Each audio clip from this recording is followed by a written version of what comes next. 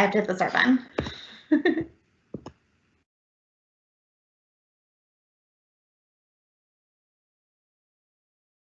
Hello, Lincoln High School. This is your counselor, Ms. Donato. I'm really excited to be here today with you all as we come to you with a lot of really great information about UW and just college and everything. I'm going to give everyone a couple more minutes to just pour in here, and then we're going to get started. Or just about one more minute.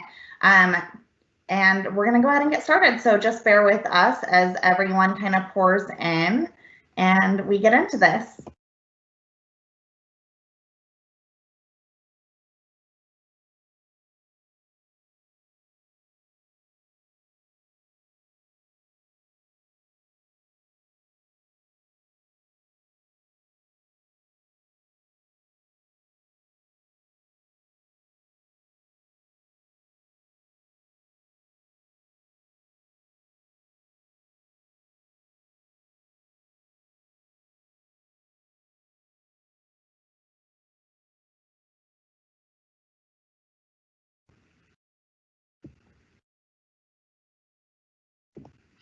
Good evening, Lincoln community. Tonight, we are so fortunate to have our guest speakers from the UW Huskies for Kids group to share with us their insights on the UW experience, admissions process to UW, and to other similar four-year universities, and other topics to help our community, Lincoln High, make appropriate post-secondary decisions.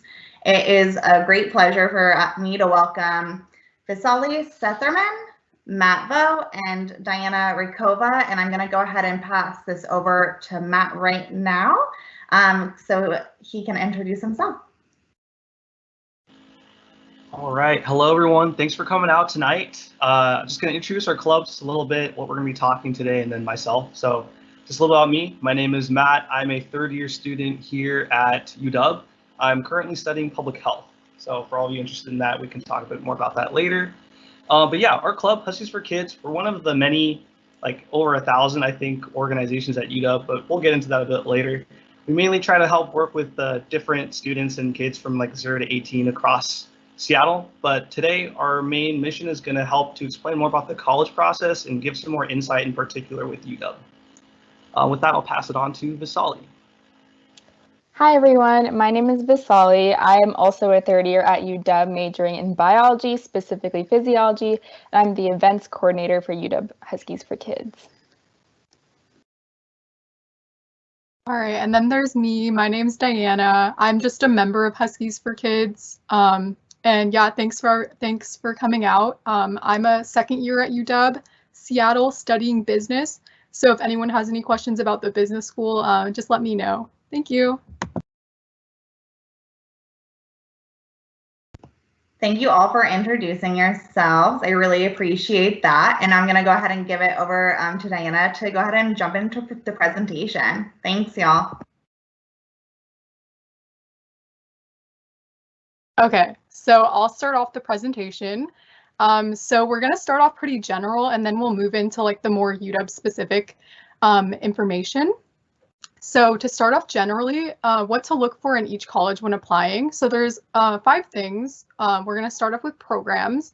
So some of you may know what major you want to study, or maybe you don't know. So I would just recommend looking into what majors the colleges that you're applying to have. Maybe you're looking for something specific, or maybe you want like a wide range, so to keep your options open. Next up is cost. There's going to be public and private universities. Usually private are more expensive, but private schools usually give out a lot more financial aid, and that is also something to consider. Definitely apply to FAFSA as early as you can. Apply to some of the scholarships that the different colleges have, because I know each individual college will have their own specific scholarships for their schools. Next up is location. Maybe you want to live in a city or somewhere more rural. Also, housing can be more expensive in the city, so that's also something to consider. See if your colleges that you're applying to have dorms. Just all those things are really good to consider. Next up is if your school is on the semester or quarter system. Personally, I don't really mind either one, but maybe you want to start earlier or start later. I know the quarter system UW specifically starts way later than a lot of the semester schools at the end of September and ends early June. So if that's something that you're concerned with, definitely consider what system your colleges use. And public versus private, I briefly mentioned this earlier. So just based on like what you like, private universities are usually smaller, public usually larger. So just kind of like what you prefer, consider those things. And next slide. And then the last thing to consider is class size. Like I mentioned, public versus private, the school sizes can vary. Depending on the size of the school, you'll have smaller classes and smaller student bodies, or larger classes or larger student bodies. So if that is something on your list, definitely consider what types of class sizes are at the colleges you're applying to. And next slide. All right, so I'll be talking about what each college application requires. So in order to apply to colleges, some colleges require you to apply through different platforms. And so some of that can be Coalition App, Common App, or for some of the UC schools like UC Davis, UC Irvine in California, they all have the UC system. And some other colleges have other systems too. So what I would recommend is maybe searching that up and seeing what each college requires. And also these applications open, I think, either in August 1st, I believe, or September 1st. And so once they open up, what you can do is you can create yourself a profile and you can search up a school. And if the school's on there, then you can apply through that app on that school. And that's kind of the way that you do it. And UW, for example, uses the Coalition app. So we all created a profile, and on the Coalition app, it just asks you to fill out the application. And so then there's also standardized tests, but now some of the new rules have changed, and so they're no longer required for all schools. But I would research your schools because some may think it's optional. As far as Washington-based schools, UW and WSU don't use them anymore. And even if you submit them, they say it's a holistic review, so they probably won't really count it that much. And then also all schools really require personal statements, and some of them do have supplemental essays. So the personal statement really is that main essay that you can submit to pretty much all the schools that you apply for. It's your kind of like main purpose essay. It's kind of like defining you and who you are. And then your supplemental essays kind of vary from school to school. Some schools will ask for 2 supplemental essays and some ask for more. And they're around a paragraph to 2 paragraphs. And we'll get into those later as to like what tips you can possibly use for both of those. But those are kind of some of the things that most college applications require. And then selecting a major, something like Diana talked about too. So some schools require you to choose a major. So you have to choose maybe computer science or business or anything like that when you apply to that school, but other schools kind of are a little bit more freeform, like UW. You don't have to choose a major. You can actually go in undecided if you would like, and then choose a major later on, and you're also not bound to that major, which is really nice. You have that flexibility, and so that's another thing to look into to see, because sometimes that can determine what kind of schools you want to apply to if they offer certain programs. And the other thing to really kind of get a head start on is figuring out application deadlines. So while they're all kind of within the same time frame, and we'll get into the actual time frame soon, it's still important to get down the exact deadlines. I know that some students often end up rushing the last week before applications are due because they realize that it's due on that certain day, or a lot of colleges are due within like 1 or 2 days in between each other. And so just figuring out those deadlines and kind of having a spreadsheet is really useful. And then the last thing is letters of recommendation. So some colleges don't require it. UW doesn't require letters of recommendation, but some schools do, and sometimes they require 2 or 3, and they recommend that you have a letter of recommendation from an academic advisor or faculty. So kind of just thinking about which teachers you have the best experience with, connection with, and can really write you a good letter of recommendation is really important to think about now, so that you can ask them, and making sure to ask them ahead of time so they're not, because a lot of times teachers get asked by a lot of students and they have to rush. So just asking them a few months in advance is really good to get a head start on. We can go to the next slide, please. Thank you. Okay, yeah, so we can get further into personal statement and essay tips now. So personal statement is kind of something in your life that means a lot to you. And I think of it kind of like a growth period, something that like it doesn't have to be in the span of all 4 years of high school or throughout your whole life. It could even be like in the span of a few months. It could be like a learning experience. I talked about a specific learning experience where I actually was I was part of a club in high school and things didn't really work out for me the first time. And then I tried it again within a competition in that club. And I kind of talked about how I grew and what I learned from that. And then how I did better in the competition the next time. And it was kind of just like a learning growth experience for me. And so it doesn't have to be something that really defines you, but just kind of things that you really think are special and something that you can talk about. And I would really advise kind of just like using the summer to make a list of different things that you could possibly talk about in your personal statement so that you can kind of figure out what really works for you when you try to write these things and you're not like rushed in time. And then supplemental essay tips. So these are really great ways to highlight your extracurricular activities, like things you've done, clubs, sports, and music, and they'll ask you kind of general questions. It could be about community, diversity, the why us, resilience, and all those things, and kind of just using your experiences, because you really want to stand out as a unique applicant. Everyone has had their own experiences in everything. You don't have to do super special things in your life. It's just really things that kind of connect to you and mean something to you, and you don't just give them a general essay. So those are kind of some specific tips that I would look into over the summer and get a head start on. You can go ahead and go on to the next slide. All right. Okay, so I'll be taking over for the next few slides. Again, we'll keep it a little bit more general with college admissions. Next slide, please. Okay, so first we'll kind of explain the different types of admission processes for colleges. You have, we'll start from the bottom actually, regular decision. It's pretty basic. If you get into the college and then you apply later on in the cycle where everyone else does, then you get a regular decision for that college. The more interesting ones we'll start with is early action. So this is when you receive notification of if you apply to a college early and whether or not you got in. So that is it's normally non-binding, which is why it's called early action, and we'll explain why that's different from early decision in a second. But yeah, you can apply to multiple colleges and still commit by May 1st, just like everyone else.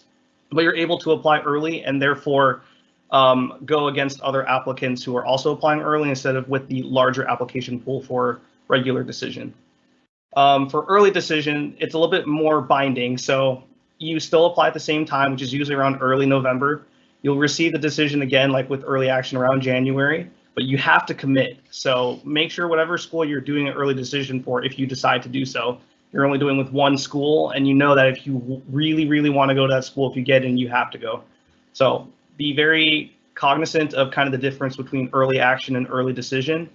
A deferral, which can happen with a lot of schools, is basically kind of like a postponement where even if you applied early action or early decision, maybe they liked your application enough that they don't want to just reject your application, but they also still want to get some more holistic review with your application compared to others. So it's more like you basically get postponed into a regular decision pool, and then they'll decide from there whether or not they want to accept or reject. Finally, rolling decision. I don't think many colleges use this nowadays, at least for an undergrad acceptance, but how it works is when you submit your application, it is kind of like on a rolling process where if you get admitted, they'll admit students as they go. So instead of like a deadline and then they look at all applications at once, they'll look at your application as you submit it. So later on in the cycle, there may be less spots available for that particular institution. Next slide. Okay, so this is timeline of colleges. I wanted to briefly touch upon the different types of applications. So there's the Common App, which opens August 1st, and that's the one that most colleges use nowadays, but UW is kind of an exception where they use the Coalition application, and that opens on September 1st. So when the application opens, you can basically create your profile, look at the essay questions that they have that year, and then start kind of figuring out what you want to write. The examples we included earlier from Vasali are traditionally what UW usually uses for their essays. So that's really good information to kind of start brainstorming what things might be on there. Following that, you have the deadline to submit the application. Again, UW is quite different. We mentioned earlier, like the idea of early action, usually how that's the deadlines around November. UW only has one application process, and they're also pretty early, and they're due in November 15th. But most schools, approximately January to February for regular decision in terms of when you need to submit your application. Okay, and then with that, you also have financial aid. So there's FAFSA and then the LAFSA as well. They open October 1st. I highly recommend to apply regardless of what you think your income level is, because sometimes different scholarships or opportunities will require the FAFSA in some aspect. The other thing too is if you apply earlier, like on the day of, you have a higher chance of receiving aid versus if you wait later on to submit the application. So make sure to apply early and always apply if you can, at least the first time around. Okay, and then when you can hear back from colleges, again for UW, it's around March. I'd say that's pretty general for most colleges as well, but the time that you have to commit to a single college is May 1st. Again, if you're not applying to something like early decision. And then finally, orientations for most colleges happen around May and June. All right, next slide, please. Okay. Oh, can we go to the next slide, please?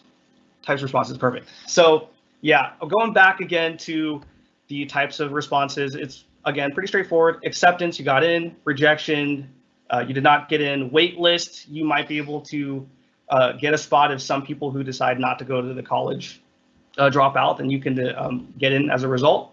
Deferred, this is once again kind of the idea of postponement, where your application is not necessarily accepted or rejected yet, but it will be put into the regular decision pool. And then finally, if you're accepted into multiple colleges, that's when you really want to look more into the types of programs and opportunities that are existing at different colleges. So you have the quality of the programs, like even within different colleges, you have different rankings and things like that for the different types of majors. You also could do a virtual tour if it's too far away, or with UW, I'm pretty sure it'd be pretty easy to tour from Lincoln High School. Considerations of locations and costs. Maybe you got scholarships to go to one place or another. Are you waiting for a waitlisted college? That might be something you want to keep in mind to kind of weigh your options. And yeah, pro tip, keep a spreadsheet of the colleges that you apply and write down the status of each college throughout the process. Okay, and I think that's it for the general college admissions process, and we'll move on to Diana.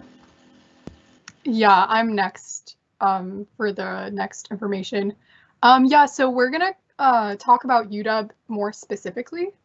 So that's what the next kind of content is gonna focus on. So first up, we just wanted to mention that UW actually has 3 different campuses. Seattle is obviously the most well-known, but there's also Bothell and Tacoma, which are equally great schools. Obviously, Seattle has the most resources, but I know a lot of people love Bothell and Tacoma as well for the smaller campus sizes. Also, there's great majors because a lot of the time Seattle has a really competitive major system. So a lot of people like that. It's a lot easier to like choose your major and secure your major at the other 2 campuses. And another important consideration is the class sizes, because obviously Seattle is going to have much bigger class sizes, ranging from 200 to 300 students in like those intro classes, but then it kind of like whittles down to like 50. And personally, I've only been in one class that was over 200 people. Usually my classes range to under 100, like most times it's under 100. So I wouldn't worry about the over 200 too much. And the average class sizes for Bothell, it's 30 students, and then for Tacoma, it's 17. So if you're really a student that likes kind of like that personal and like intimate kind of vibe, where it's a much smaller class, then Bothell and Tacoma might be some good options for you. But next slide, please. And then a little bit more about the application specifics for UW. So all 3 campuses use the Coalition app. So you're gonna first need to make an account with Coalition. And honestly, that'll kind of help you with a lot of other college apps, because when I made an account for Coalition, I had to use it for other colleges as well. But yeah, so it'll come in handy. So once you create your account, you're gonna want to create your Coalition profile, which is kind of just like a bunch of personal information, just to create your profile, and then you'll answer more specifics to this when you're applying for those specific colleges that use the Coalition. So for UW specifically, or pretty much any college, you're going to choose a major, but like Vasali mentioned, you can put undecided. I'm not sure if that's only a UW thing. It might not be, but you can put undecided. That's actually the route I went, But something I would actually advise you to do is if you're kind of interested in engineering or computer science or even business, UW has this thing called direct to college. And you can just honestly just put direct to college. It doesn't really hurt you. Like you might get in, you might not. And even if you get in and decide you don't want to do engineering, computer science, etc., you can drop the major, change it. Because at UW or any college pretty much, you can change your major as many times as you want. So I'd really highly recommend just putting DA, which stands for direct admit, if you're kind of interested in those majors. Might as well try and see if it happens. You never know. I don't think you have to do any extra work. You kind of just list that as your major. And then next up, obviously, the essay questions. All college apps have those. I know Vasali briefly touched on those, but those are definitely important, very vital parts of any application. So spend great amounts of time focusing on the essay questions. And next up is sending test scores. I think within the past year, UW has removed the SAT, ACT requirements, so it's optional to send those test scores. And honestly, unless you have a really great score, I mean, or even if you have a pretty decent score, it's up to you if you want to send it. I know UW is very holistic, so even if you don't include it, don't even worry about not getting in. It's a very holistic overview, so it's really personal preference and up to you whether you want to send that in. And then lastly, there's an application fee. I think it's around $60, which you can't really avoid it. And I think most college applications have an application fee. So it's just kind of something extra. So yeah, those are all the application specifics. Next slide. All right. So there's other alternative paths and credits that you can also do that UW offers specifically. So if you're enrolled in AP or IB credits currently, that can be transferred as class equivalents at UW. My high school that I went to in Washington, it had IB credits. So what I did is I transferred them to Bellevue College, and then I transferred that onto my transcript to UW. And so it was equal in terms of my math credits. And so I didn't have to take any math at UW. So if you've ever taken any courses at Bellevue College or you're enrolled in AP or IB credits, check with your school advisors, because that could be something that you maybe don't have to take certain classes at UW and you can come in already with credits. Another option that a lot of students actually like to take sometimes is they do 1 to 2 years at BC or get an associate's degree before coming to UW. And some of the benefits is that when you go into UW in such a big school, you have to take a lot of general classes in the first 2 years. And sometimes that can be a little difficult when there's such big classes. And so sometimes students like to go to BC the first 2 years to take all those general classes, whether that's maybe chemistry, biology, math, English, things like that, so that when they come into UW, they already have the general requirements done, and then they can take their major specific classes, which is really useful to them because they're a lot smaller and more specific. So yeah, that might be something to look into. Another thing that some students do is Running Start, which is when I went to high school, some students did Running Start either in their junior or senior year or both years in high school. And so then by the time they came to UW at the same time I came in, they already had a lot more credits than I did, which kind of gave them a boost and they could get into their major a little faster. But if that's something that you're interested in, maybe taking a few credits at Bellevue College or just seeing if you've had any credits that could be transferred to UW, I definitely look into that. Next slide, please. And so UW essay questions, like I said earlier, we're going to get more into this now. So the main essay, like I said before, just telling a story from your life, describing experience that either demonstrates your character or help to shape it. So here I said that it's around 650 words. So roughly, I'd say maybe a page, a little less than a page, just a few paragraphs. So it doesn't mean that you have to fill in to the max word limit, whatever the college requires you to do. But I definitely would make it a little lengthy compared to your supplemental essays, because it's really the main essay point, and it really can tell a lot. And so I would really recommend, just making a bunch of drafts and maybe, handing it to your peers or family members or teachers even to get a look at it, because I think a lot of different perspectives on essay writing is really useful, and just making sure that you get a head start, because once you have your personal statement down, it'll be so much easier to just send that essay out to each college. So that's your main performative essay that I'd really focus on. And the short response, I'd say, is just as useful. So these are UW specific questions. So this short response, it talks about community. I can read the question actually right now. Our families and communities often define us in our individual worlds. Community might refer to your cultural group, extended family, religious group, neighborhood or school, sports team or club, coworkers, etc. Describe the world you come from and how you, as a product of it, might add to the diversity of the UW. So this is kind of the diversity question. So it doesn't have to be really specific and direct. I think sometimes students answer these short response questions very directly, and so it kind of limits them to a bubble. And so these kind of questions are meant to be a little like general and kind of open-ended, and so you kind of can take it how you want. Again, this is a way to kind of highlight an experience maybe that you had in a club or in a job, the way you kind of saw diversity or community play through, or an experience that you had in the past few years. I would make it generally recent. I think sometimes, unless you've had an experience in your childhood that kind of comes through back in high school, like an extended period of time, over 5 years, then you can talk about that. Otherwise, I would kind of limit it to the past 4 years, something that you recently done in high school. But definitely make it specific to you and make it personal. UW and other colleges really like specificity, and also they like to see your personality. And then something else that they ask that's optional is additional information about yourself or your circumstances. So if there's definitely been any personal hardships or family obligations that you've faced that maybe has also impacted your academics in a way, feel free to let them know and talk about it here.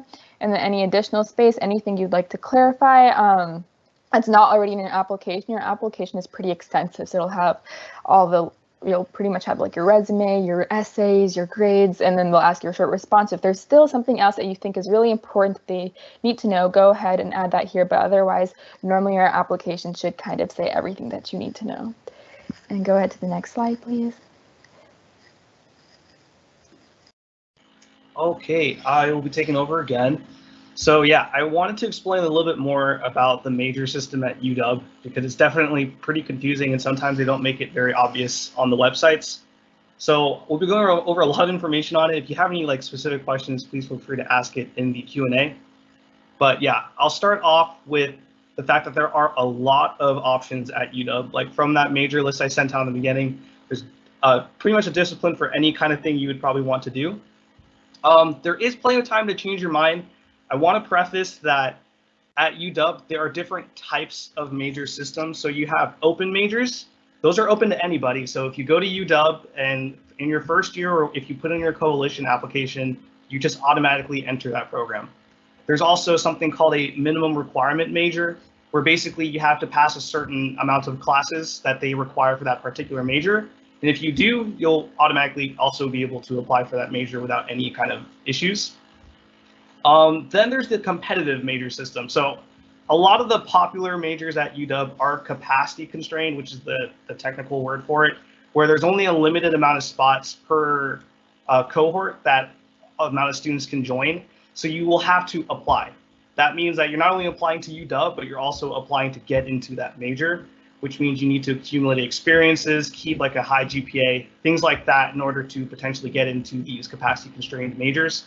I also want to mention that there are different levels of capacity constrained majors. Like some are kind of capacity constrained, like biology, but there are a lot of spots open there. So you have a higher chance. But if you're applying to something, say like computer science, which is one of the more competitive majors at UW, you're vying for very few spots, and it's a very competitive process to get into there. So different majors have different levels of capacity. That's one thing I wanted to mention. The second is going back to the coalition app. So another aspect of kind of choosing a major is that not every major is a direct admission process. Off the top of my head, I'd say the two biggest direct admission majors are the engineering majors as a whole and the business department as a whole. So you can apply direct, which means that if you go through the process and if they accept you based off of your high school application, then they'll directly admit you into the major. You don't have to worry about applying once you get to UW. If you choose almost every other major, even if it's capacity constrained, it doesn't matter. You're basically going to be put into like a general major, and then you have to apply. For example, if I'm applying to biology or chemistry, I think chemistry does have a direct admission, but biology does not, which means you would be put into the College of Arts and Sciences, which is basically like a pre-major, so you're not technically in a major. So that's one thing I would do like plenty of research on when you're choosing a major through the coalition process. One tip, say you're interested in engineering or biology, just to keep the examples clear. Engineering has a direct admission process, biology does not. So if you're kind of like in between the two, I'm not sure which one I would like to do. I would recommend choosing an engineering pathway just because it'll make your life easier if you're able to get in that way. Whereas if you're trying to go from biology to engineering instead of engineering to biology, it's going to be harder. So there's different levels to the capacity constraint system, and that is a major aspect to keep in mind when deciding on the major itself. Yeah, other than that, this is the breakdown of kind of what students choose to study. As you can see, there's a large portion of people that are in a pre-major program, which is just, yeah, you're basically not a major yet. And usually students apply during their second year, but there are ways to apply earlier as well. It just kind of depends on if you have the prerequisites or not.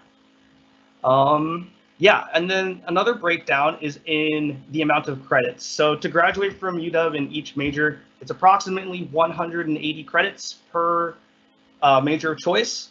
You have your in-major classes, which once you start your major, you have a bunch of specific classes that you can only take. Those take up around 50 to 100, but then you also have general education, which is the rest. So that's basically UW requires you to do certain classes in different types of departments. You have NW, INS, and these words are, I think, listed on here. Yeah, individual societies, natural world. And you can pretty much choose whatever class you would like as long as they have that distinction, but that's something that's not super important for all of you until you actually get into the major itself. And then, yeah, you also have minors, which you can take, and you can choose to double major if you have time in your schedule to do so. The average student takes around 12 to 15 credits per quarter to be full-time, but you can take more or less, with 20 credits being the max before you have to pay more. And we'll get into costs in a second as well. And yeah, I think that is everything in regards to majors. So if we go to the next slide, please. Okay, yeah, so this is the total cost kind of associated with UW. I'll break it down. There's a lot of different numbers, but first we'll start with annual in-state tuition. It's going to be around $11,465. Again, that's assuming you're taking 12 to 15 credits per quarter, and you're taking 3 quarters at UW, not including summer. So if you're taking more than 20, which I wouldn't recommend, but if you do, you'd have to pay more for that. And if you take less, then you'd be paying less. And then if you take summer, it's going to cost the same as any other quarter. And then books. So there are a lot of textbooks you're probably going to have to buy. It'd be best to buy them from other students if you make friends with upperclassmen, or if you go to the university bookstore, which is on the Ave. I forget which number it's associated with that street. I want to say 15th, but I could be wrong. But there's basically a huge bookstore, and they have a bunch of used books as well, which you could purchase for a little bit less. And then food and housing altogether is going to be around $14,000 potentially if you're living in dorms. We'll go more into like a lot of the different breakdowns for different types of living situations if you want to live on campus, because I work for the housing department here, so I can put some more clarification on that. But yeah, college is expensive, unfortunately. Thankfully, in-state, we do have a cheaper tuition for UW. And then for financial aid, as mentioned before, highly recommend to fill out that process as soon as you can, which is again October 1st. There's also the Husky Promise, which is unique to UW, where you can get a full tuition scholarship and potentially more, but you have to qualify under a certain financial need.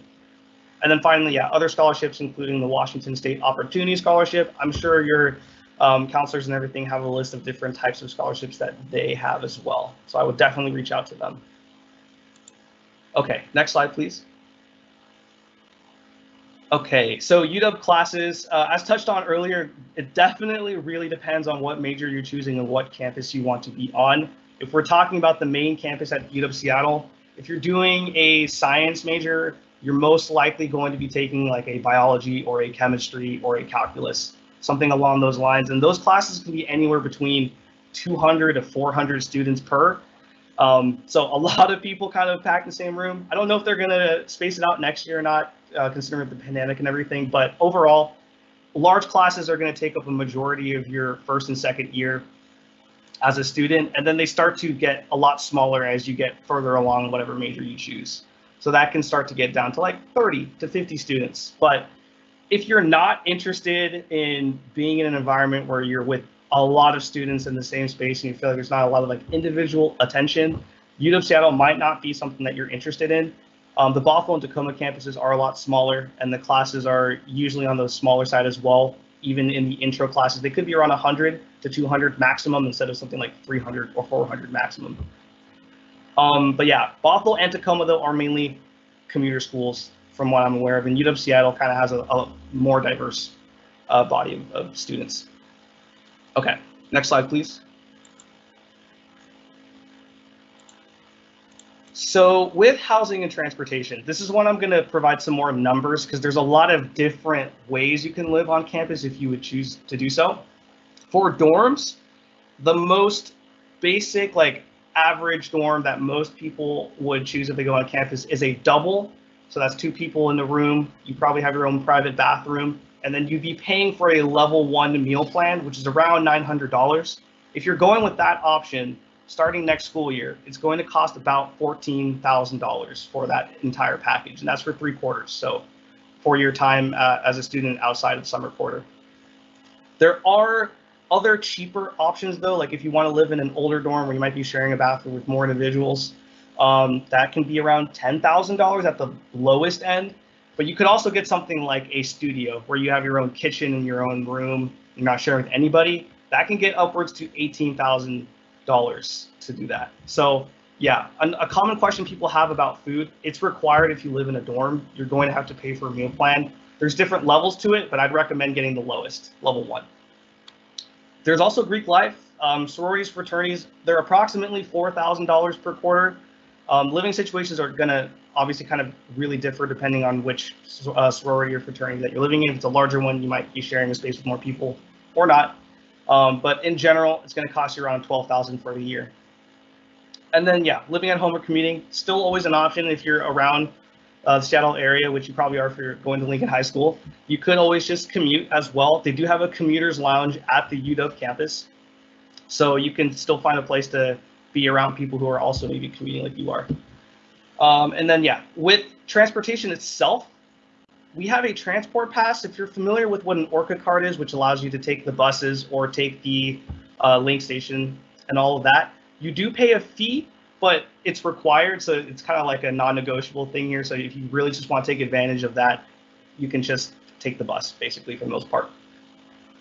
And then, yeah, other options are you could walk, ride the bus, drive, but parking can get very expensive. I think it's like $12 a day around to park at UW, or bike. But be sure to be careful and bring lots of locks because there's a lot of bike thefts, especially in Seattle. Okay, next slide, and I think Diana.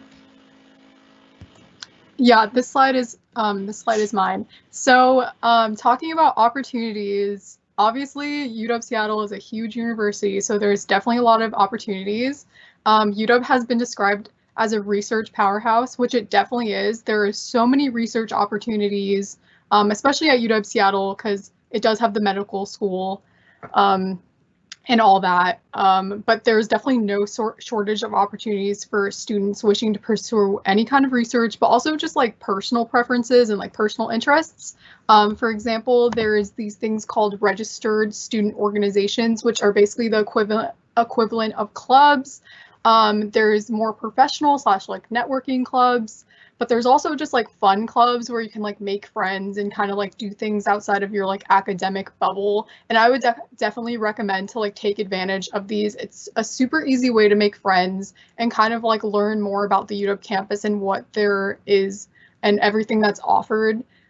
So clubs are just definitely a great way to make friends, learn new things, find opportunities, all that good stuff. There's volunteering opportunities. For example, I'm in Huskies for Kids, and we recently started volunteering at elementary school in Seattle. So just like joining clubs and like finding volunteer opportunities within those clubs is a great way to get involved.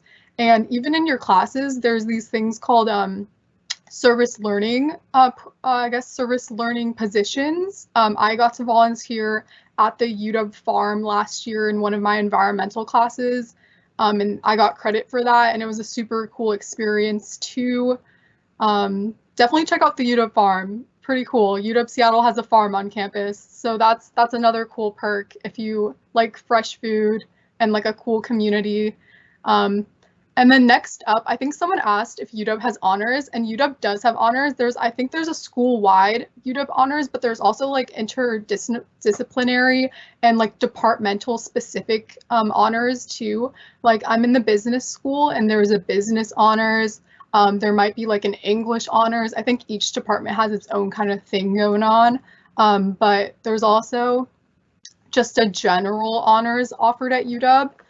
And next up, athletics, super big at UW. We have Husky football, there's basketball, there's track and fields, there's rowing. We have a really good rowing team. They actually, I think both the men's and women's teams recently won the NCAA championships. So super awesome rowing team.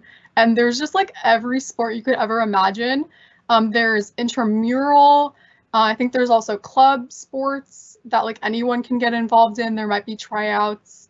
I know that there's like club volleyball, there's like badminton. I think there's like a pretty heavy like club of badminton. There's a great group of people that like playing badminton. And there's also part-time jobs. I know a lot of students will like work with HFS, which is the dorming, I guess the company that runs all the dorms and like the dining halls. So you can like get an easy part-time job that doesn't really require a lot of transportation to get to since it is located on campus. And lastly, there's a lot of study abroad opportunities, like so many, like it's actually insane. So there's like no shortage of different study abroads you can do. You can either do one that's like university wide, or maybe you want to do one that's specific to your major. And there's like a lot of opportunity, and UW is really great at like handling everything study abroad. So yeah, that's just like a brief overview of everything, but you'll learn more as you go, because honestly, when I entered, I was like so overwhelmed, but it's just kind of like taking baby steps and like doing something like new, I guess like every week or like every month, and just like finding out new things like along the way. So next slide. Okay, yeah, and just to kind of go over what Diana was talking about with registered student organizations, like Diana said, we are an RSO, and I think it's a great way to get involved on campus. You can explore different things you're interested in. I think everyone kind of comes into college with different hobbies and different backgrounds. I'm also part of the orchestra, which I really like. It's a great way to make new friends, because I know it's daunting sometimes to be part of a huge school. And so I think clubs are a great way to kind of connect with people who have similar interests to you. It's also a great way to prepare for future careers. When you're applying to jobs or maybe grad school in the future, a lot of them ask for kind of experiences that have shaped you in college, and clubs are probably going to be one of the best ways to talk about it. It's a great way to have leadership experience. So if you get into UW Seattle, at least, they have something called Dog Days, which happens in the first week of school. I highly recommend attending. Any representative from clubs will come and kind of talk to you about their club, and it's a great way to kind of meet different clubs and sign up for clubs. And you don't have to be committed to one club all 4 years if you lose interest, and you also don't have to join all the clubs in your freshman year. If you feel like you want to join a club in sophomore and junior year, you can, and you can kind of just explore around. But I think it's kind of a really good way to stay connected, and I would definitely recommend that. Go to the next slide, please. I think, yeah, that concludes our presentation. So if you have any questions, definitely feel free to type in the chat. We can actually just answer them out loud now. Also, if you have any questions after this meeting, go ahead and email huskids@uw.edu, and we will try our best to get a response to you. But yeah, we're available for the rest of this presentation. So if you have any questions, definitely feel free and type them in the chat.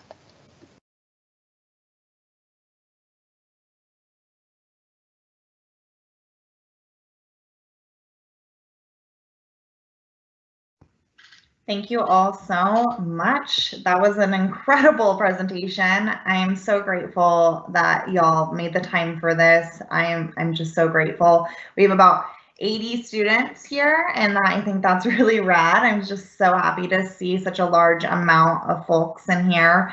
And yeah, if you have any questions, we know there's a little bit of a delay, so we're just gonna pause here for a second and just see if anything pops up. And if there's not any questions, we'll go ahead and wrap up this live event. Thank you all so much.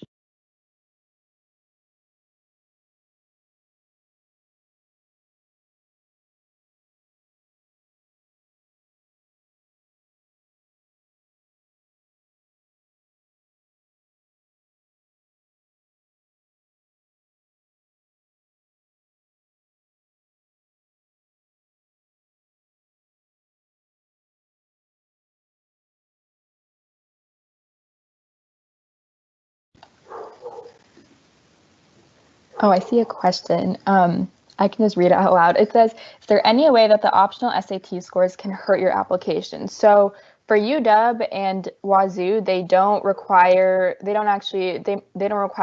SAT or ACT. So if you send it in, it won't hurt your application because they won't count it as part of your application. So sometimes I think people think that if they have a really good score, they can send it in. I don't really think that they're going to take it in as part of their application. It's more of a holistic application. But I would check in with some colleges because some of them still might be taking them in. But if they don't accept them and they say that on their application that we won't consider it, they probably won't consider it. So that's a good question. There's a few more actually. I can take the next one. So the next one asks, oh, whoops, I kind of lost it for a second. Okay, so the next question is, what type of college activities do employers look for? So I think I can answer this because I was actually able to get an internship for this summer, and I think like my club activities kind of helped me. So they definitely look for leadership positions, but personally, I have not held any leadership positions so far in college, but that's totally fine. I think in your freshman and sophomore years, you can like focus on like experimenting and like finding what kind of clubs you like the best and which ones you want to like give the most time to and focus on. So I mean, if you're not able to get a leadership position, don't even worry. I think they just want to see that you're dedicated. And even as a member of clubs, a lot of the time, you can get involved in like different projects that they're doing where like you have to work with a team or like carry out deliverables. So even if you're not a leader in a specific club, you can still get like that teamwork experience and kind of like work and like show your work ethic through the different projects and kind of things that you have been involved within your club. And it also just like shows that dedication, shows like that passion that employers kind of want to see. So I guess just kind of those traits. But like in your later years, definitely try to maybe get a leadership position.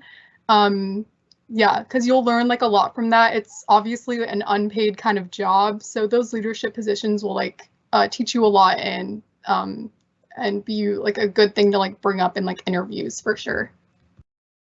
I kind of want to add to that. Yeah. So like it also with like college activities really depends on what field you want to go into. If you're looking for stuff related to medicine, for example, you want to do clinical work or you want to do some research, and you can reach out early and often because UW has a lot of different research opportunities. I think we're like one of the number one like most publicly funded universities for that kind of stuff. But I would just definitely research into what your program is and what they require. But what Diana said is extremely true. With UW again, thousands of different clubs. You can even make your own if you wanted to, and you can make your own experiences and kind of give yourself those opportunities if you're interested into it.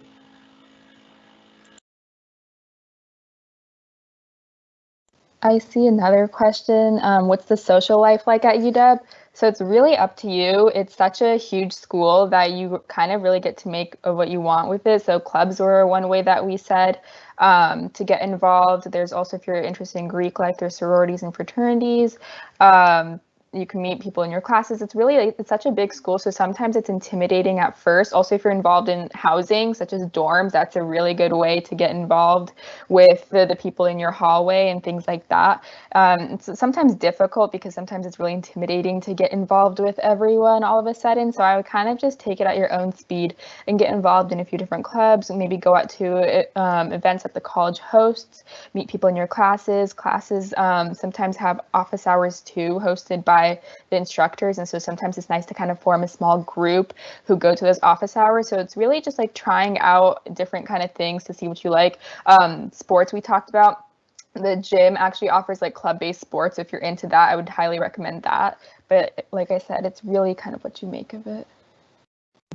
Oh yeah, so I can actually touch on study abroad because that's been something I've been like heavily researching in my time during my sophomore year this year because it's like something I really want to make happen. And I actually have a study abroad planned out for this fall. So I can kind of touch on what the person was asking, which is, are UW students getting to study abroad this fall? So it's like very much up in the air. They've actually canceled the student exchanges, which are kind of like a year-long thing where you kind of like move to a different country and you exchange like a student. So those are canceled. But all the rest of the programs that are available are very much up in the air. I think they're gonna like slowly start making like decisions within the summer. Like my specific program is only a quarter long. There's also in general, there's just so many different programs. Like you can go on like a partner program, which is kind of like where a different company kind of handles all the logistics, or you can go on like a faculty led, where you get to go with like a cohort of like UW students and like a professor. So that's like really interesting. But just like a tip and I guess advice I wanted to throw out there is definitely like try to study abroad in your freshman and sophomore years, because that's when you have like more flexibility and when you're kind of like taking those like general education credits. Because what I learned is like, I guess the longer you wait, it's like you get more like upper level and like more specific classes that you're not able to take abroad, because usually the classes that are offered abroad are those very like general core classes. And once you're kind of like in your major and you're taking those upper division classes, like you're not going to have the flexibility to get credits abroad. You're basically, I guess, going to be like getting like wasted credits. And I guess for me personally, it's very expensive. So you want to like make it work where you can like study abroad and like get those credits you need for your major, or like the credits you need to graduate. So definitely like start looking into it as early as you can. It's just a lot easier to do within your freshman and sophomore years. So those are just a couple things I wanted to touch on. But yeah, it's just very much up in the air right now, but they do have like a COVID-19 like update page. So, I mean, I'm constantly checking it because I want to like know what's happening. But yeah, this year is like a lot different than any other year for sure.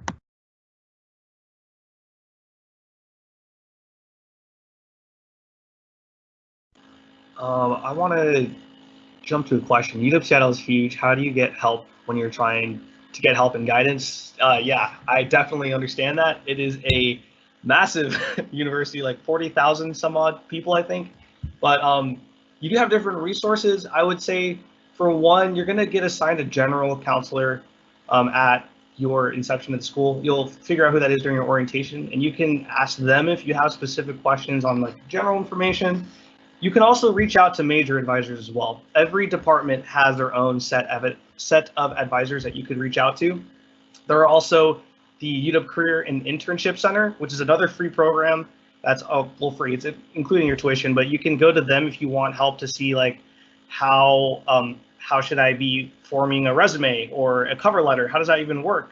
Should I email different people? I got an internship, or I got an interview to go to an internship. How do I prepare for an internship?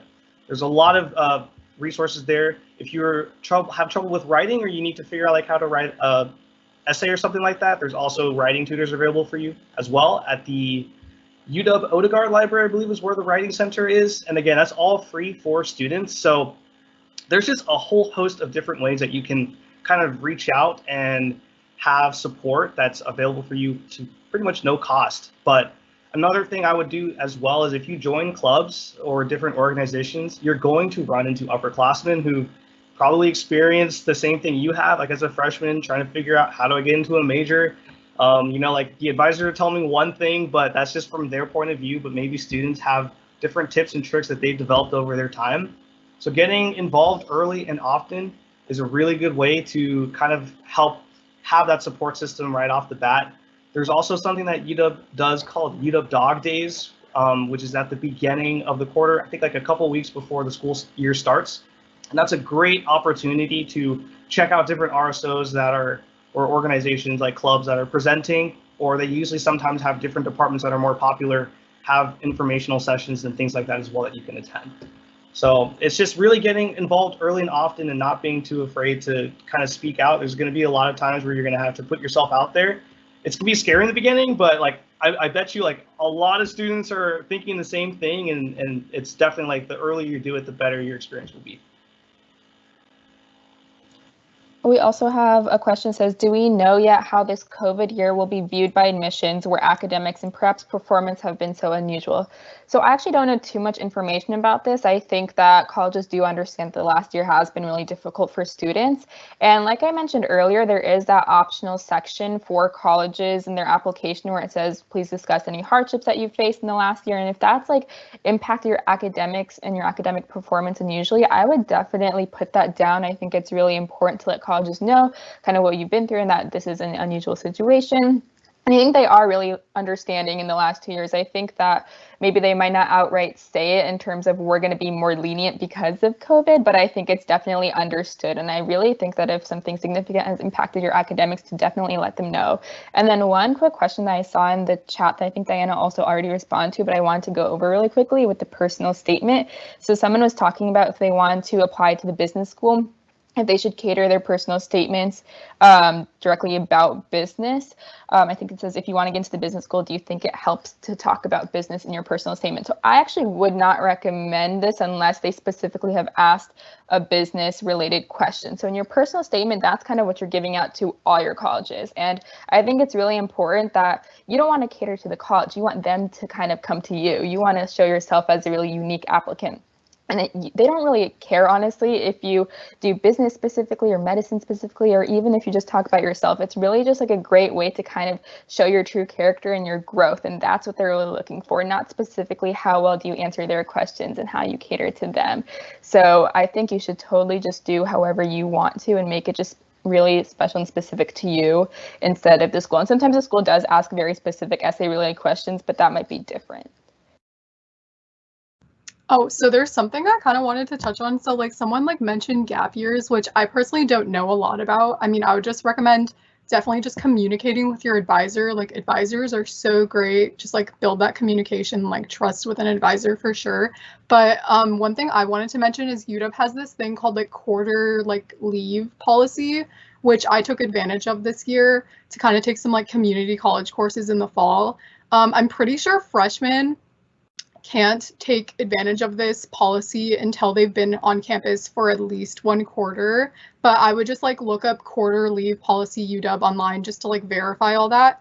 But yeah, you can like do the quarter leave, basically just leave for a quarter, nothing will change. And then say you leave for like fall, then you just kind of make sure to register for winter classes on time. You can come back like winter, it's like super smooth. I know a lot of people take advantage of this policy to maybe like do an internship for a quarter, or maybe you have like something come up. Yeah, you can just like leave for a quarter and then come back. But yeah, that's just like an additional thing. It doesn't really answer the gap year question, but that's a cool policy. I guess if you like get an internship or something comes up, you can leave for a quarter and then come back and nothing has changed. So yeah. Oh, just to follow up, I saw like for one example was like traveling the world during your time off. That's totally fine. I think that's a great experience. If you're talking about gap years in terms of before you even choose to apply, then yeah, it just do something that kind of shows growth. Or if you want to take time off for yourself and kind of explore the world, that's definitely something you can even talk about in your application as well. So yeah, gap years are always a good thing as long as it's just like you're not stagnating, not just like doing nothing during that time off. It definitely doesn't hurt. There's a question about never getting into a required prerequisite class.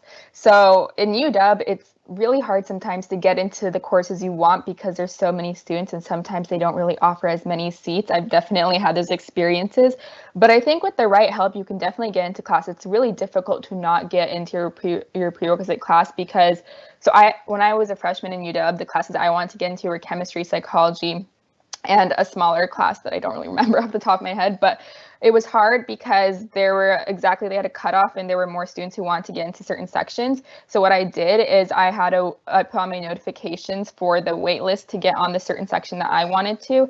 And then they would like text me or email me, hey, the seat opened up, go ahead and just like register again, and you can do that.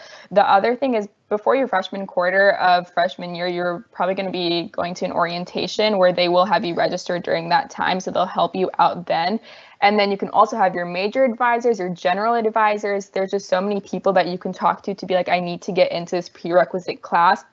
And they will help you get into there, especially if that's the major that you're kind of going for. So there's really like no way that you can't really get into the prerequisite classes. It's sometimes difficult that you have to kind of put yourself on wait lists, and sometimes with smaller classes too, it becomes a little harder. But definitely for the classes that you're required to take, you can probably get in. You just have to talk to the right people.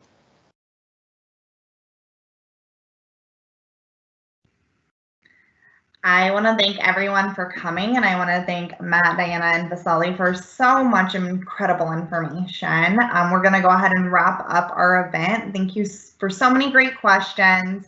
If you have anything else you want to ask this incredible team, right in front of you is a great email to get them at, and we'll make sure that everyone has access to that. Is there anything that any of you would like to add on before we leave for the night? Thank you so much for everyone to coming out tonight. We really appreciate it, and we hope we answered some of your questions. Thank you. Oh yeah, thank you everyone. It was like great, I guess, meeting you, and also the questions were awesome as well. Yep, I think they both said it perfectly. Thank you so much. Also, shameless plug too. If you ever get to UW and you want to join RSO, Huskies for Kids, keep us in mind.